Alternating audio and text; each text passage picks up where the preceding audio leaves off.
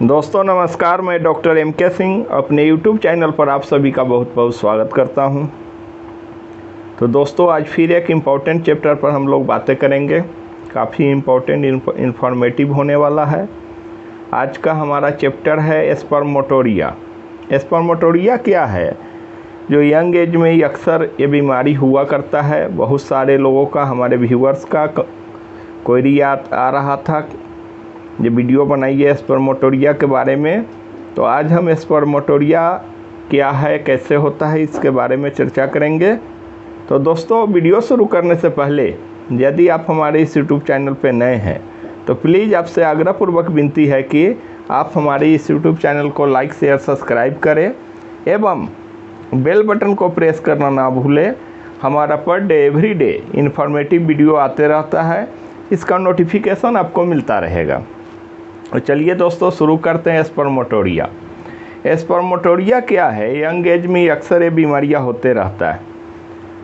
अब ये कैसे होता है, क्यों होता है और इसके लिए कौन कौन सा इम्पोर्टेंट सूटेबल मेडिसिन है, आज इसी पर हम चर्चा करेंगे दोस्तों।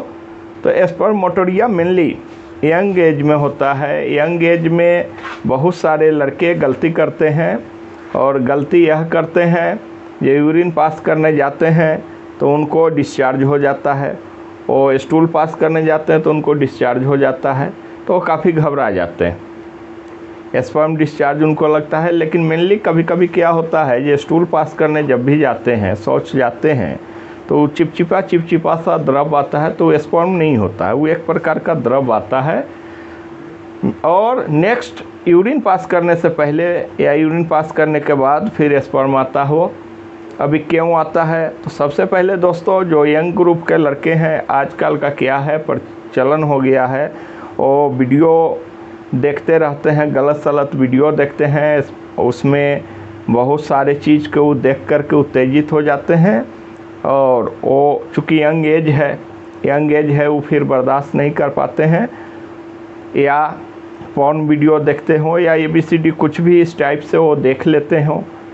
इसका मेनली स्पर्मेटोरिया कारण नहीं है। उसके बाद बहुत ज़्यादा मस्टरबेशन करना चालू कर देते हैं, जिसको हिंदी में हस्तमैथुन कहते हैं। तो मस्टरबेशन, एक्सेस हस्तमैथुन करना चालू कर देते हैं।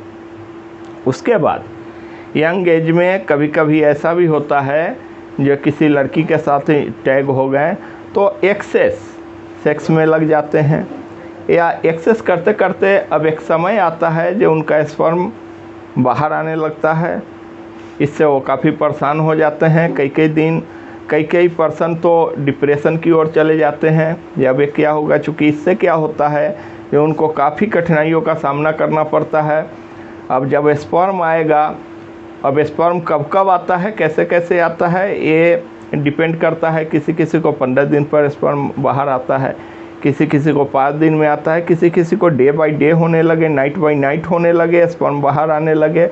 रात को सोने के बाद स्पर्म आ जाए, वो कल्पना के दुनिया में खोए रहते हैं। ऑलवेज उनका थॉट्स चलते रहेगा। ऐसे पेशेंट को ऑलवेज सेक्सुअल थॉट चलेगा किसी लड़की के बारे में, माने हमेशा सोते जागते उठते यदि इस टाइप का उनको थॉट आने लगे, वो हमेशा ऑलवेज इसी को सोचने लगे, तो मेनली कारण यही है। उसके बाद उनको कठिनाई बढ़ जाता है, स्पर्म फिर बाहर आने लगता है, जिसको हम मेनली नाइट फॉल भी कहते हैं। रात में सोने के बाद फॉल हो जाना नाइट फॉल के रूप में परिवर्तित हो जाता है। कभी कभी ऐसा भी देखा गया है, एक ऐसा भी कंडीशन आता है जो काफ़ी जो लोग स्ट्रेस लेते हैं, तो काफ़ी स्ट्रेस लेने से, तनाव टेंशन लेने से, चाहे जिस वजह का टेंशन हो, उस कंडीशन में भी फिर उनका सेक्सुअल वीक हो जाता है, फिर इरेक्टाइल डिसफंक्शन हो जाता है, फिर धीरे धीरे वो टर्न अप कर जाते हैं। और उनको फिर अब क्या है, जब फिजिकल वो काफ़ी कमज़ोर हो जाते हैं, फिजिकल और मेंटल दोनों वीकनेस उनको आ जाता है, फिजिकल भी मेंटल भी वीकनेस उनको आना चालू हो जाता है। अब वो काफ़ी घबरा जाते हैं अनमैरिड कंडीशन में। अब क्या है, यदि यही कंडीशन रहा तो फिर मैरिड लाइफ उनका सुखी नहीं होगा, चूँकि कभी भी वो सक्सेस नहीं कर पाएंगे, फिर मैरिज लाइफ को एंजॉय नहीं कर पाएंगे दोस्तों, चूँकि इतना न गलतियाँ कर चुके हैं। संस्कृत में कहा गया है, ये अति सर्वत्र वर्जिते। कोई भी चीज़ का अति एक्सेस यदि हो जाए, ज़्यादा हो जाए, एक्सेस हो जाए तो फिर नुकसान करता है, फिर वो नुकसान की तरफ चल बैठते हैं और फिर उनको काफ़ी वीकनेस होने लगता है। वीकनेस के कारण उनको माथा में चक्कर भी आ सकता है, कभी कभी डार्क सर्कल भी आ जाता है, पूरा पीलापन चेहरा होने लगता है। तो उस कंडीशन के लिए आज हम 3-4 दवा मुख्यतः आपको बताने जा रहे हैं। लेकिन कभी भी इस टाइप का कंडीशन हो, आप जिस भी शहर में रह रहे हो, तो प्रॉपर गाइडलाइन में, चूँकि होम्योपैथ में क्या है, ये party to party, patient to patient medicine vary कर जाता है। एक ही दवा एक दूसरे पेशेंट पर काम नहीं करता है। सपोज कीजिए एक दवा हम लिख दिए, दे दिए आपको, वो दवा नेक्स्ट पेशेंट पर काम नहीं करेगा। उनका सिम्टम्स कुछ और होगा, इनका सिम्टम्स कुछ और होगा। तो सिम्टम्स आधारित जिस किसी भी शहर में आप रह रहे हो, वहाँ के होम्यो फिजिशियन से मिल करके, डॉक्टर साहब से मिल करके अपना केस टेकिंग कराएं और केस टेकिंग करा के प्रॉपर गाइडलाइन में आप मेडिसिन लें। और स्पर्मेटोरिया आसानी से होम्यो में इसका इलाज संभव है और कई केसेस हम लोग ठीक किए हैं अपने प्रैक्टिस लाइफ में, और आगे भी कई केसेस आते जाते रहता है, सब ठीक हो जाता है। तो इसके लिए घबराना नहीं है। तो अब क्या होता है इस कंडीशन में, पेशेंट जो है काफ़ी घबरा जाता है, काफ़ी वीकनेस हो जाता है, मेंटल फिजिकल दोनों वीकनेस हो जाता है उनको, क्योंकि इतना ना गलती कर बैठे हैं, उसी का सजा उनको मिलना चालू हो जाता है। तो दोस्तों सबसे पहले आप रिलैक्स हों और रिलैक्स रहें।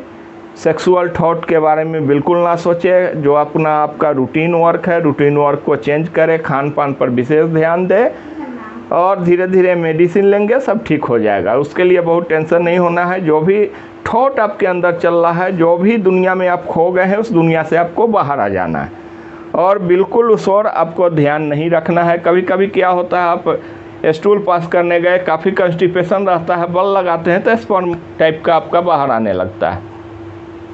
कभी कभी ज़्यादा मेंटली स्ट्रेस ले लिए, इसके कारण भी ऐसा हो सकता है। कभी कभी ज़्यादा ओवर हस्त करने से आपको यह समस्या आ सकता है। ओवर सेक्स करने से भी हो सकता है। आप बहुत यंग एज में ही इतना न सेक्स आप कर लिए हैं, तो ये सब मेनीमोर, यही सब समस्या होता है, यही सब कारण होता है। इसी को स्पर्मेटोरिया कहते हैं।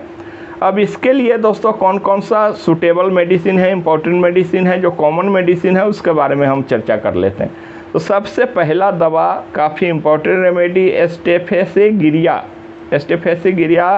30 में काफ़ी अच्छा काम करेगा। जो ऐसे पेशेंट जो स्टूल पास करने शौच जा रहे हों, बल लगाने पर स्पर्म आ जा रहा हो, उनके लिए रामबाण दवा है एस्टेफेसिगिरिया 30 पोटेंसी में। सुबह शाम 2 बार 2 ड्रॉप डायरेक्टली ऑन टंग ले। नेक्स्ट मेडिसिन हमारा है सेलेनियम दोस्तों one of the best remedy है स्पर्मेटोरिया के लिए। जो कंप्लेंट, जो आप रात में जाते हैं, नाइटफॉल हो जाता है या इससे आप सोचते रहते हैं, उससे बाहर निकालेगा और आपको ठीक करेगा। नेक्स्ट मेडिसिन है दोस्तों एसिड फॉस भी आपको, जैसे स्पर्म बाहर आ रहा है तो उसको रोक लेगा और मेंटल फिजिकल जो वीकनेस आ रहा है उसमें काफ़ी सपोर्ट करेगा और आपको धीरे धीरे ताकत आ जाएगा। धीरे धीरे स्पर्म और जो भी आपका वीकनेस हो गया है और आप सेक्सुअल प्लेजर पर अब सही आपका काम नहीं कर पा रहा है, तुरंत डाउनफॉल हो जा रहा है, तो आप acid phos Q 15 to 20 drops, half cup of water, आधे कप पानी में, गुनगुना पानी में सुबह दोपहर शाम 3 बार ले। और साथ साथ इसमें एक डमियाना क्यू भी आप मिक्स कर सकते हैं। डमियाना क्यू 20 ड्रॉप्स, आधे कप पानी में, गुनगुना पानी में, सुबह दोपहर शाम 3 बार ले। ये सब मेडिसिन आप लेंगे तो आपका स्पर्मेटोरिया लाइफ टाइम के लिए ठीक हो जाएगा। और फिर आप अपना वॉकिंग करें, थोड़ा सा आप एक्सरसाइज करें और मेंटली फिजिकली जो भी आपका वीकनेस हुआ है वो सब धीरे धीरे सब ठीक हो जाएगा। स्ट्रेस ना पाले यह, और गलतियाँ जो कर लिए, अब ऐसा गलतियाँ नहीं करें। मस्टरबेशन नहीं करें, एक्सुअल सेक्स ना करें।